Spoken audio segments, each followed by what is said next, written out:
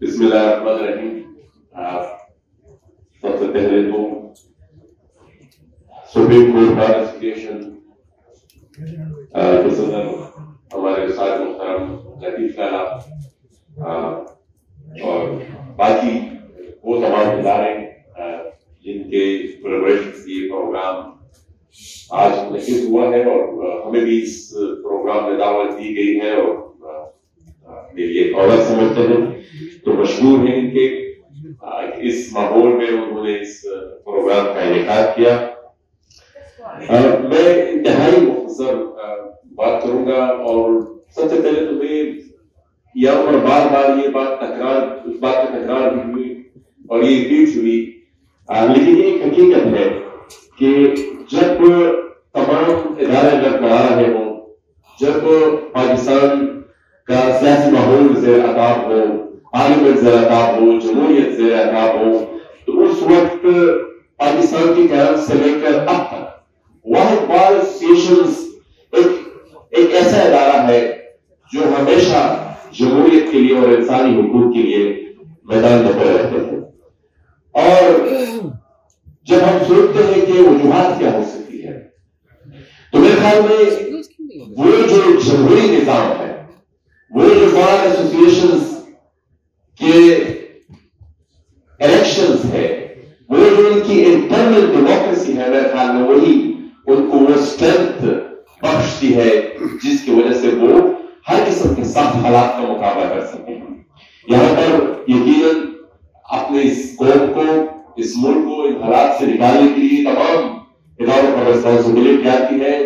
Judiciary پہ بھی آتی ہے، ہمارے صحافی بھائیوں پر بھی آتی ہے، پارلیمنٹ پہ بھی آتی ہے، سب سے زیادہ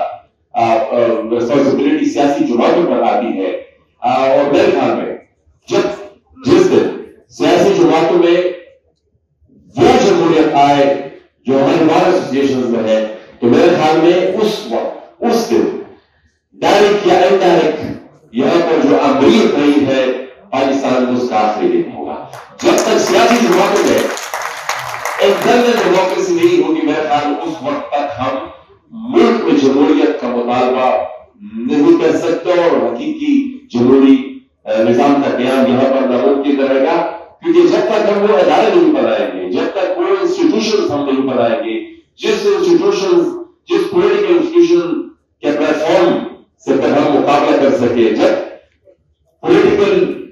ڈیسیشنز میں جمہوریت نہیں ہوگی، سیاسی پارٹیوں میں فارمز نہیں ہوگی، تو میرے خیال میں سسٹم اسی طرح ہی کنٹرول رہے گا اور ہم ایک کے بعد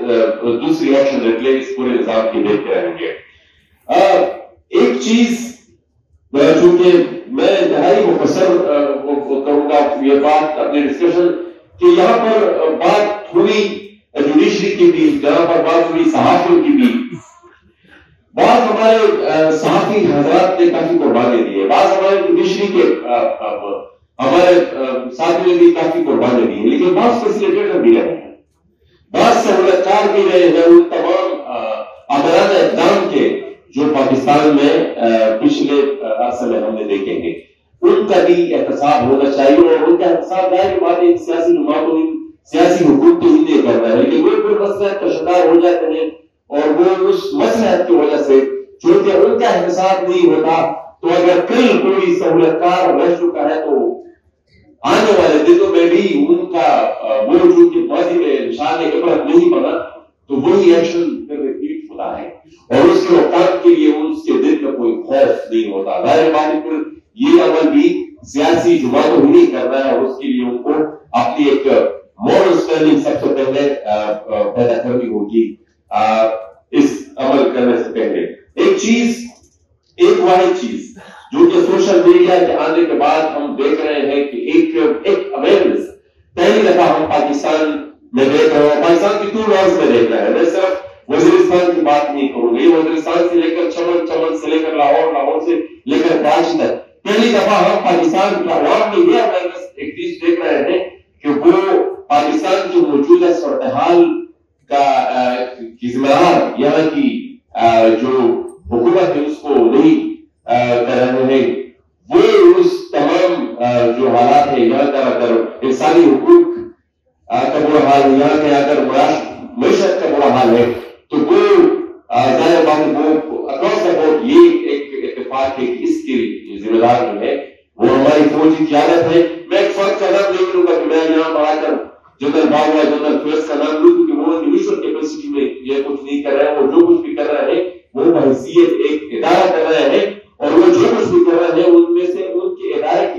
صاحب نے بھی ان کی مخالفت نہیں کی. تو میں اگر کروں میں تو پورے ادارے کی بات کروں تو پورا پاکستان بھی آج اس بات پر متفق ہے کہ آج پاکستان کے حالات کی ذمہ دار پاکستانی فوج سے اور کوئی نہیں ہے. عمران خان کو کوئی عنوان قرار دے دے رہا. آخر میں جیل میں جو ہو رہا ہے یہ ایک دکھ ہوتا ہے, تکلیف ہوتی ہے کہ پھر ہم کہاں جائیں. یہ کہ ہمارا پاکستان کی سیاسی قیادت سے بھی ہے,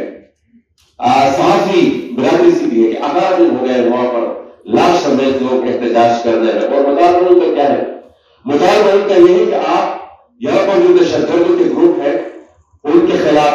آپ آپریشن کریں, آپ ان کے خلاف کارروائی کریں, ان کے جرائم سے ان کا خاتمہ کریں. لیکن نہیں ہو رہا اور پھر سسٹم بھی کنٹرول ہے. تو یہ پاکستانی اسٹیٹ کی جو پالیسی ہے اس کو بھی ڈیفائن کرتی ہے. لیکن وہ جو ہماری فوجی قیادت ان کے جو فیصلے ہیں وہ تو, لیکن ہماری جو سیاسی قیادت ہے وہ تو خاموش. پاکستان کی میڈیا تو خاموش. کیا وہ بھی ان کی اسی پالیسی کا حصہ ہے؟ تو میرے خیال میں